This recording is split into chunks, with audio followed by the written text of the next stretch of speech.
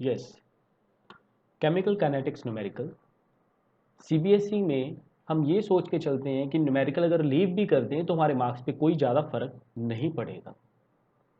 लेकिन अगर हम न्यूमेरिकल को लीव कर दें तो न्यूमेरिकल के मार्क्स आपको बहुत ही ज़्यादा अफेक्ट करेंगे। अगर आपको अपनी परसेंटेज लेनी है, अगर आपको कॉम्पिटिटिव एग्जाम की तैयारी करनी है,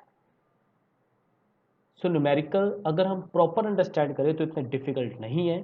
तो मेरा बार बार आपको यही एक जोर डालने के लिए मेरे को कहना है कि न्यूमेरिकल आप जितनी प्रैक्टिस करें आपके लिए उतना ही बेटर रहेगा। सो chemical kinetics numerical, first numerical, ये कुछ इंपॉर्टेंट न्यूमेरिकल्स हैं जो हमेशा आते रहे हैं सीबीएसई में। Rate of chemical reaction double for increase 10 kelvin in absolute temperature 298 kelvin, आपने निकालनी है एक्टिवेशन एनर्जी। तो रेट ऑफ रिएक्शन आपको यहाँ पे डबल दिया जा रहा है क्लास। तो वेरी सिंपल न्यूमेरिकल, एक बार वैल्यूज देख लेते हैं। 10 केल्विन टेम्परेचर इंक्रीज हुआ है, ठीक है। सो हमें फॉर्मूला पता है कि हमें फॉर्मूले के अकॉर्डिंग चलना है, that is log K2 by K1 is equal to EA upon 2.303 R bracket में T2 माइनस के T1 upon T1 into T2। अब स्टूडेंट्स यहाँ पे जो रेट ऑफ रिएक्शन आपको डबल है, यानी कि आपकी जो K2 की वैल्यू है वो डबल ऑफ K1 है, पहले से ज़्यादा। तो just put the values, log K2 की जगह हम पुट कर सकते हैं 2 टाइम्स ऑफ K1, नीचे K1, तो K1 से K1 cancel is equal to EA, यहाँ पे 2.303 R की वैल्यू आप पुट कर सकते हैं। What is R? Gas constant, that is 8.314। अब टेम्परेचर यहाँ पे पहले 298 था, 10 बढ़ गया, तो दैट इज, सो 298 प्लस 10, तो आप कैलकुलेशन कर सकते हैं कि 298 पहला आपका टेम्परेचर था, अब उसमें 10 केल्विन और इंक्रीज हुआ, सो 8308। सो आपका टेम्परेचर 308 माइनस के 298 डिवाइडेड बाय 298 मल्टीप्लाई 308। इन सबको कैलकुलेशन करने के बाद देखिए यहाँ पे आपके पास बचेगा log 2। प्रीवियस वीडियोस मैंने आपको log 2 की वैल्यू निकालनी सिखाई, कर करा के कैलकुलेशन आपकी यहाँ से वैल्यू निकल जाएगी, that is value of EA। चलिए सेकंड न्यूमेरिकल की तरफ चलते हैं। The rate constant for the first order reaction is 60, time given है पर सेकंड, ठीक है, रेट कांस्टेंट गिवन है। How much time will take to reduce, its very simple, time उसने पूछा है। तो हमें यहाँ पे एक फॉर्मूला फिर मेमोराइज करना है, दैट इज कि हमें पता है कि जो टाइम का फॉर्मूला था फर्स्ट ऑर्डर रिएक्शन के लिए, दैट इज 1 अपॉन के 2 point multiply 2.303 log of A naught divided by A. अब कहते हैं यहाँ पे जो इसकी वैल्यू है that is 1/60 multiply 308, sorry 2.303 log of A naught. अब वो कहता है कि आपका जो रिड्यूस हुआ दैट इज उसका 1/16 वैल्यू, पहले की जो जो आपके पास न्यू क्वांटिटी है ये पुराने वाले की 1/16 वैल्यू रिड्यूस हुई। ए नोट से ए नोट कैंसिल, 16 ऊपर, सो 1/60 मल्टीप्लाई 2.303 इंटू 16 ऊपर चला जाएगा, that is log of 16, so 1/60 multiply 2.303।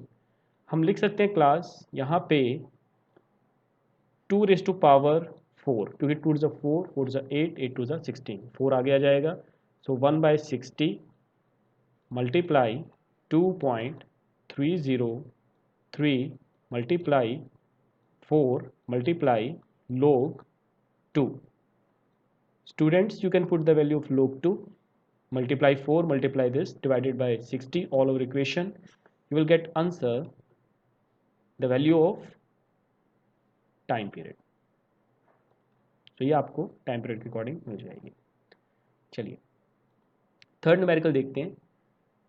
For the first order reaction given data आपको ऑब्टेन है, टाइम गिवन है, टोटल प्रेशर गिवन है, values of rate constant given है.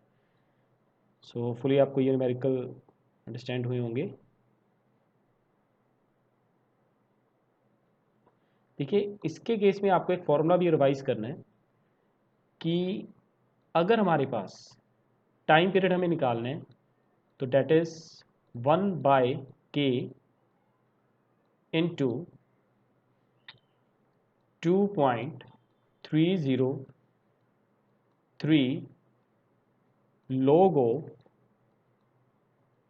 P naught divided by 2P naught minus के PT. Student मैं repeat कर रहा हूँ वर्ड. अगर हमें फर्स्ट ऑर्डर एक्शन था तो यहाँ पे सिंपल हम फॉर्मूला लगाते थे ये वाला, time is equal to 1/k 2.303 log A naught by A. यहाँ पे सेम ऐसा ही है लेकिन 1/k 2.303 log P naught. What is a P naught? Original pressure.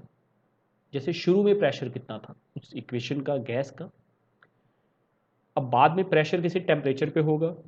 तो यहाँ पे उसने पूछा आपसे कैलकुलेट द रेट कांस्टेंट. ठीक है, तो 0 टाइम था हमारे पास, प्रेशर इतना है, टाइम अगर बढ़ गया इतना तो टोटल प्रेशर आपका इतना हो गया.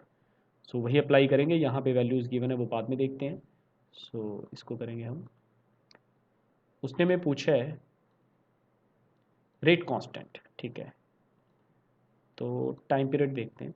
तो k की वैल्यू निकालनी है, k की वैल्यू उधर ले जाएंगे, यहाँ पे आ जाएगा आपका 1/t इंटू 2.303.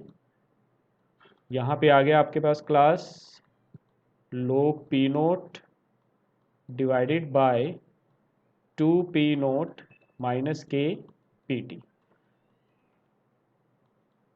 अब यहाँ पे आपको टाइम आपका 300 टाइम इंटू 2.303 लोगो. देखिए 300 पे आपको प्रेशर कितना गिवन है 0.50 और 0 पे कितना था 0.30, यानी initial pressure 0.30. Again initial pressure 2 multiply 0.30 minus के 0.50. So 1 divided by 300 multiply 2.303 log of, ऊपर आएगा 0.30 डिवाइडेड बाय 0.60 माइनस 0.50 0.10. तो पॉइंट से पॉइंट कैंसिल, 0 से 0 कैंसिल. स्टूडेंट आपके पास यहाँ पे बचेगा 1/300 multiply 2.303 multiply the value of log 3. देखो वैसे तो आपको वैल्यूज़ एग्जाम में गिवन ही होंगी. जैसे यहाँ पे log 3 की वैल्यू आपको गिवन है, आपको जस्ट पुट करना है. यहाँ पे आप पुट करोगे 0. जो भी वैल्यू log 3 की है कैलकुलेशन करके आपका आंसर आ जाएगा. फिर भी आपको log की वैल्यूज़ निकालने का आइडिया होना चाहिए.